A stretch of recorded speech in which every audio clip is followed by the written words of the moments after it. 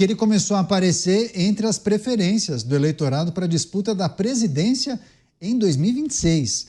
Apesar da maioria dos entrevistados dessas recentes pesquisas não saberem quem seria o candidato mais forte para enfrentar Lula, caso Jair Bolsonaro não seja candidato, Pablo Marçal aparece com 15% das intenções de voto. Nesse levantamento que foi feito pelo Instituto Genial Quest, o empresário está numericamente à frente de nomes como Tarcísio de Freitas e Michele Bolsonaro, que registraram 13% e 12%, respectivamente. O estudo mostra ainda que os eleitores do ex-presidente Jair Bolsonaro, Marçal tem 22% das intenções de voto. Chamar o Cristiano Beraldo. Beraldo, você é muito cético, né, quando a gente traz essas notícias sobre pesquisas que tratam de nomes que poderiam disputar as eleições de 2026. O Beraldo sempre fala aí, mas tem muita água para passar debaixo dessa ponte. Bem, mas os institutos gostam de fazer esses levantamentos por alguma razão. É até importante a gente refletir a quem interessa fazer uma pesquisa desse tipo, elencando esses nomes. Mas também queria ouvi-lo sobre a performance de Pablo Marçal nesse cenário. Os institutos gostam porque recebem para isso, né, Canhoto? Mas alguém encomenda. Alguém encomenda, né? Ele não faz de ofício, né? Não, pois é, alguém encomenda. E aí você vê os partidos políticos, às vezes diretamente, às vezes usam proxies, para usar a palavra da moda agora da guerra, que são confederações, federações, algum tipo de associação que encomenda essas pesquisas para tentar ter um sentimento, e esse caso é muito claro, qual o tamanho que Pablo Marçal sai dessa campanha à Prefeitura de São Paulo. Isso é uma referência importante, não para o momento agora, não é esse retrato de agora, mas para que, ao longo das próximas pesquisas, que vão acontecer daqui a 2, 3 meses e assim sucessivamente, se monitorar o que aconteceu com essa imagem de Pablo Marçal. Ele sai agora do seu ápice. Marçal foi a pessoa mais comentada dessas eleições, apesar de estar concorrendo a uma eleição municipal.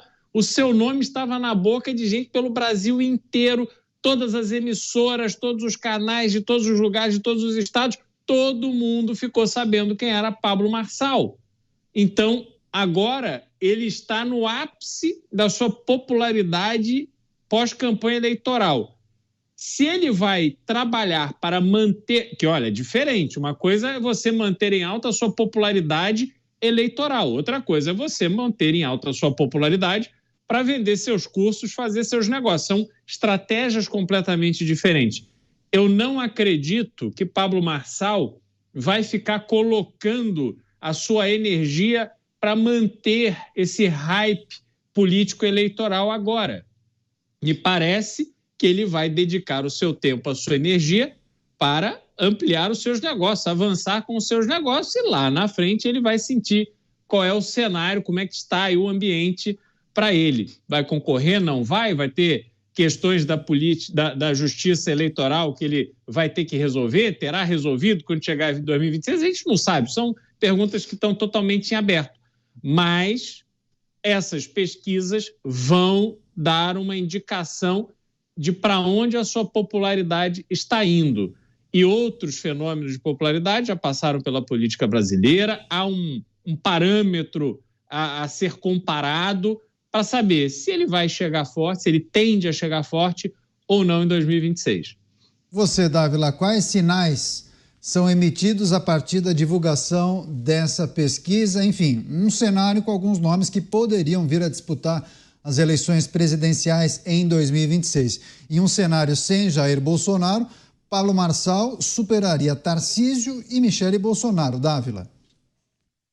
Olha, o Beraldo tocou no ponto correto, ou seja, Marçal sai de uma campanha municipal que ele nacionalizou e tornou-se a grande figura do noticiário nas últimas semanas. E é óbvio que se você fizer uma pesquisa com esse pulso quente, o nome dele vai aparecer ali na frente. Mas o que eu acho mais importante é o fenômeno Marçal do ponto de vista político que ele representa.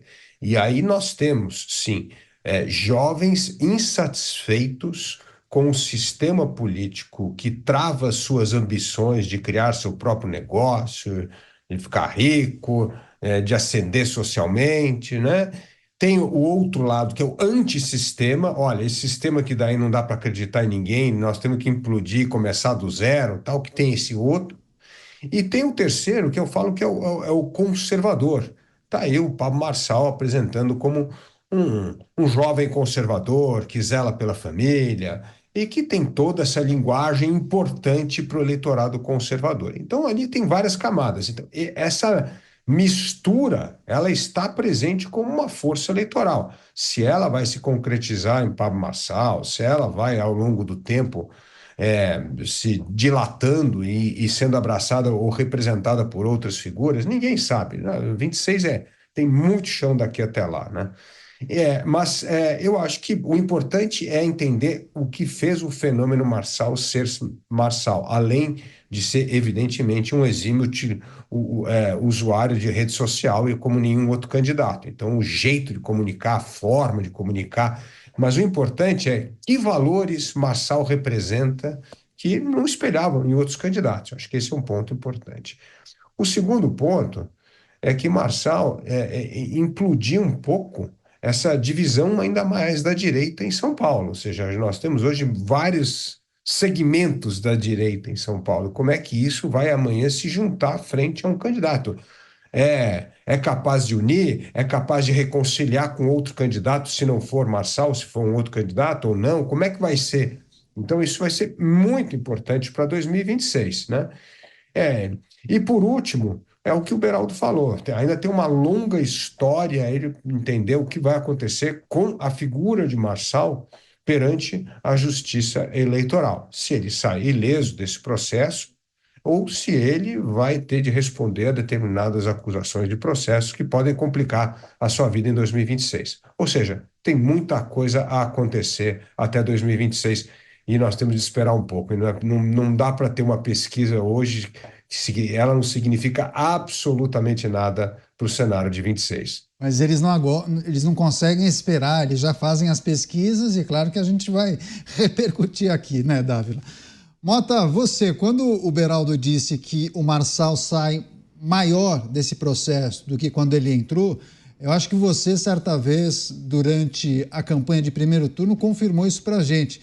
Você até relatou que conhecia algumas cariocas que simpatizavam muito com o Pablo Marçal, mesmo ele não aparecendo no horário eleitoral aí no Rio de Janeiro, enfim, mas tinham acesso um pouco da campanha dele, ou a estratégia de comunicação de Pablo Marçal. Queria também sua reflexão para essa pesquisa, os recados, é preciso levar em consideração algum aspecto ou não? É preciso tomar muito cuidado, ter cautela para fazer qualquer tipo de projeção para 2026? Sem dúvida, muita cautela. Esse fenômeno pode ir em várias direções. Eu concordo 100% com o Dávila, é impossível prever. A gente só vai saber quais são as consequências do projeto Pablo Marçal quando ele efetivamente se tornar uma força política em algum cargo. Não há dúvida nenhuma disso. Nós já tivemos inúmeras surpresas, a maioria delas desagradáveis, mas algumas muito boas. É preciso dizer isso. Se a gente olhar os nomes que estão em evidência hoje na política brasileira, alguns desses nomes mais importantes, há alguns anos atrás, ninguém conhecia. Eram completos desconhecidos. Vocês sabem que eu não acredito em pesquisas, né? Eu acho que a situação do Brasil é complexa demais hoje. Há muita coisa acontecendo que não vai ser capturada por uma pesquisa que fala com 2.000 pessoas.